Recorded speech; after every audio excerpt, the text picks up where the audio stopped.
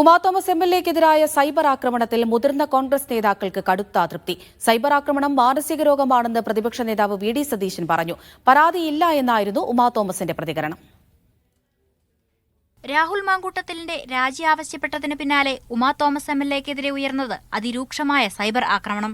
മാനസിക രോഗമാണെന്നും തുടങ്ങിവെച്ചത് CPM ആണെന്നും V D Satheesan പറഞ്ഞു.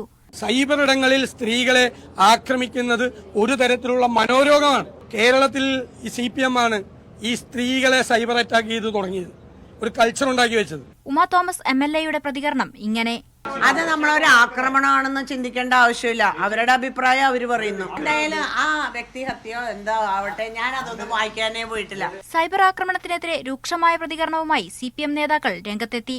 അവരെ കൂട്ടത്തോടെ സൈബർ ആക്രമണത്തിന് വിധേയമാക്കുന്ന ഒരു ദുരവസ്ഥ ഉണ്ടാകുന്നു എന്നുള്ളത് വളരെ ആശങ്കാജനകമാണ്. എത്രമാത്രം ഭീകരമായിട്ടാണ് ആ പാർട്ടിയിലെ തന്നെ നേതാക്കന്മാരായ വനിതകളെ അതേ പാർട്ടിയിലെ തന്നെ ആളുകൾ സൈബർ ഇടങ്ങളിൽ ആക്രമിച്ചുകൊണ്ടിരിക്കുന്നു എന്നുള്ളതാണ്. CPM-ഉം RSS-ഉം രാഷ്ട്രീയ മുതലെടുപ്പ് നടത്തുകയാണെന്ന് KSU സംസ്ഥാന പ്രസിഡന്റ് അലോഷ്യസ് സേവ്യർ ആരോപിച്ചു.